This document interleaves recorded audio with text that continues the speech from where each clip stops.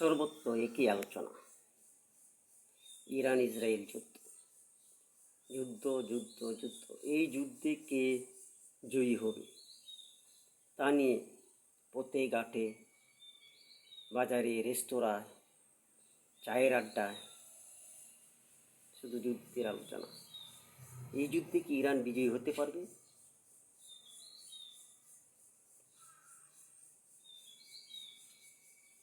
মুসলিম বিশ্বে হয়তোবা অধিকাংশ মানুষ, প্রায় 70% বা 80% মানুষ বিশ্বাস করে যে এই যুদ্ধে ইরান বিজয়ী হবে, অবশ্যই বিজয়ী হবে। গত 2 দিন আগে রাস্তায় কতিপয় পথচারী এই আলোচনা হয়ে যাচ্ছিল, তারা বলছে অবশ্যই অবশ্যই নিশ্চিত ইরান বিজয়ী হবে। আমিও ব্যক্তিগতভাবে ইরান বিজয়ী হোক চাই, কিন্তু বাস্তব কথা হলো ইরান কি শেষ পর্যন্ত টিকে থাকবে? একদিকে মহাপরাক্রমশালী যুক্তরাষ্ট্র, ইসরায়েল, যাদের আছে অত্যাধুনিক প্রযুক্তি, আছে অত্যাধুনিক রাডার ব্যবস্থা, ইন্টারসেপ্টর, আছে নতুন প্রজন্মের, পঞ্চম প্রজন্মের যুদ্ধ বিমান 35, বুমবার, P-52। তাদের সাথে শেষ পর্যন্ত টিকে থাকবে ইরান? যদিও আন্তর্জাতিক বিশ্লেষকরা এই পর্যন্ত গত 1 মাসের যুদ্ধে বিশ্লেষণ করে বলছে যে ইরান অবশ্যই জেতার পথে আছে, বিজয়ের পথে আছে, কিন্তু তা কতটুকু?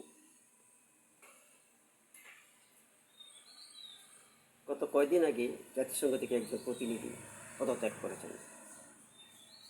তিনি কারণ হিসাবে বলেছেন যুক্তরাষ্ট্র নাকি জাতিসংঘের অনুমোদন সাপেক্ষে ইরানে নিউক্লিয়ার অ্যাটাক করবে।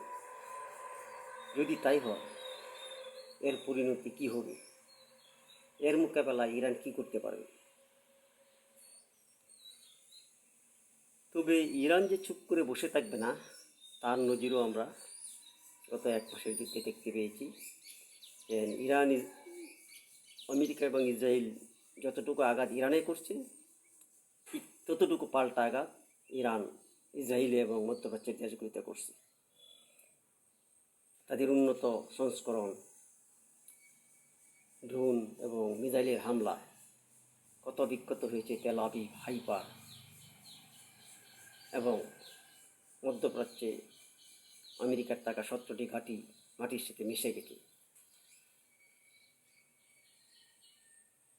তারপরেও প্রশ্ন, যদি নিউক্লিয়ার আক্রমণ হয় তাহলে ইরান তাদের নিরাপত্তার জন্য কী করতে পারবে? তবে কি ইরান নিউক্লিয়ার বোমের অধিকারী হয়েছে, অর্থাৎ পরাশক্তি হয়েছে?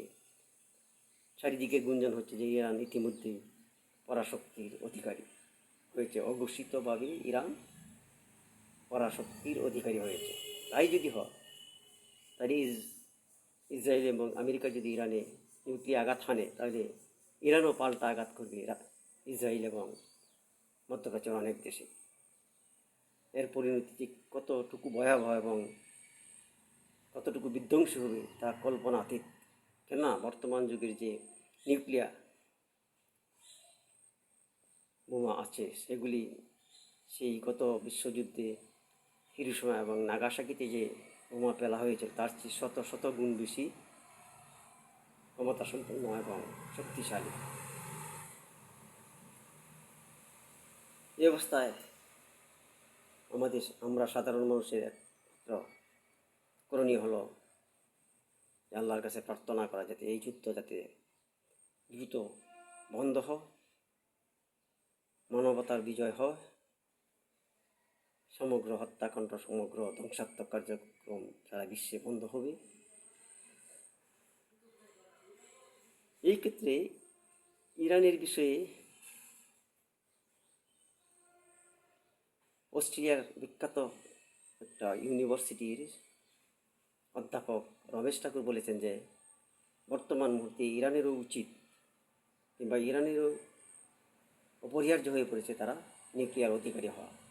এটা তার অস্তিত্বের প্রশ্ন। আমাদের অনেকেরই বিশ্বাস যে ইরান ইতিমধ্যেই নিউক্লিয়ার অধিকারী হয়েছে। তাই যদি হয়ে থাকে তাহলে যদি ব্যালেন্স অফ পাওয়ার হয়ে থাকে, সেই ক্ষেত্রে কোনো অবস্থাতেই যুক্তরাষ্ট্র কিংবা ইসরায়েল ইরানে আক্রমণ করবে না, কারণ সবাই ধ্বংস হোক এটা কেউই চায় না। আমাদেরও প্রত্যাশা যে বড় করে কোনো আক্রান্ত যাতে না হয় এবং একটা সমঝোতার পর্যায়ে আসে। ইতিমধ্যেই পাকিস্তান, তুরস্ক, মিশর এবং সৌদি মিলে সমঝোতার পথ খুঁজছে। আশা করা যায় অতি দ্রুত যুদ্ধ বন্ধ হবে। যুদ্ধ বন্ধ হোক, মানবতার কল্যাণ হোক, জয় হোক, এই প্রত্যাশা। ধন্যবাদ।